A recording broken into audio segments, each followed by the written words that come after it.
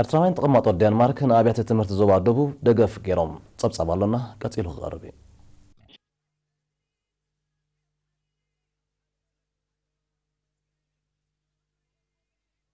ማሕበር ተጠርኒፎም ንኣብያተ ትምህርቲ ዞባ ደቡብ ሰሌዳታት ሰደቃታት ሰድያታት ጣዋሉ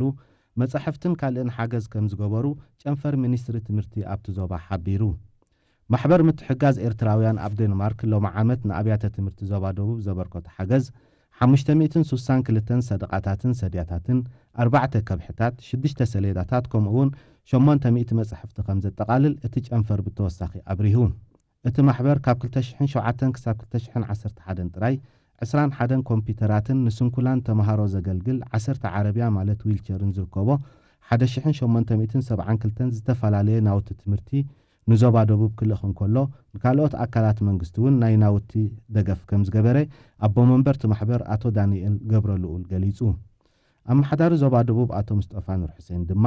ኣወጻኢ ዝነብሩ ኤርትራውያን ኣብ ጎኒ ህዝቦምን መንግስቶምን ኮይኖም ንዝገብሮ ዘለዎ ኣበርክቶ ብምንዓድ ክቡር ስምን ልዑል ሃገራውነትን ኤርትራውያን ናብ ወለዶታት ንኽሰጋገር ኣበርቲዖም ክሰርሑ ተላብዩ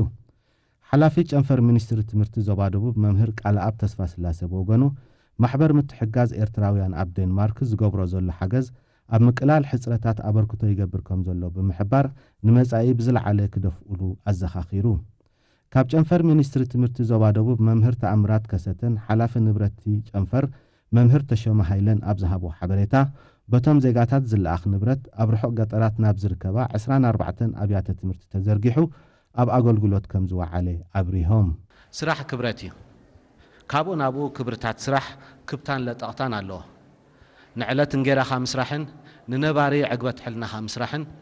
ደረጃ ክብርታቱ ሓደ ይኮነን እቲ ዳሕረዋ ይኸብር أبو بكر عبد الأولي كاب كالعي درجة بيت تمرتي سان جورجو مندفرة